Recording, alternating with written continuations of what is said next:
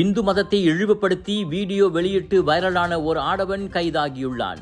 இஸ்லாத்துக்கு மதம் மாறியவனான அவ்வாடவன் தான் மட்டும் பணக்காரனாக இருந்தால் இந்து புத்த ஆலயங்களை இடித்துவிட்டு மசூதிகளை கட்டுவேன் என அடாவடியாக பேசியிருந்தான்.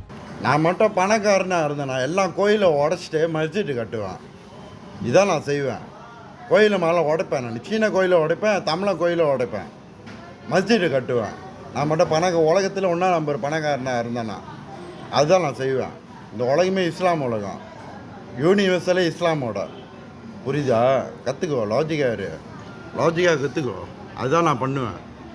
நானும் பைத்தியம் கிடையாது, நார்மலாக தான் இருக்கேன், தெளிவாக தான் பேசுகிறேன். உங்களுக்கு புரிய மாட்டேங்குது, லாஜிக்காக ஃபிக்கே பண்ணுங்க. தெரியுதா? இந்த வீடியோ வைரலாகி மதம் மாறி சென்றவர்கள் எதற்காக முன்னாள் மதத்தை இழிவுபடுத்த வேண்டுமென பெரும் கண்டனம் எழுந்தது.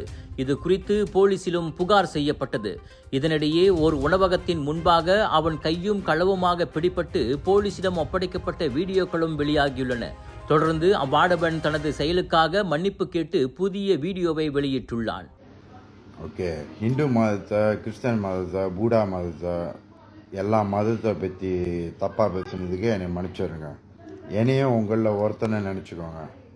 ஓகே, இதுக்கப்புறம் நான் தப்பாக பேச மாட்டேன். எல்லா சாமியும் ஒன்று தான். மன்னிச்சிடுங்க. அதில் எல்லா மதங்களும் ஒன்றே, இனியும் மற்ற மதங்களை தவறாக பேச மாட்டேன், உங்களில் ஒருவராக நினைத்து என்னை மன்னித்து விடுங்கள் என அவன் பேசியிருக்கின்றான். போலீஸ் தரப்பில் இதுவரை அதிகாரப்பூர்வ அறிக்கை எதுவும் வெளிவரவில்லை.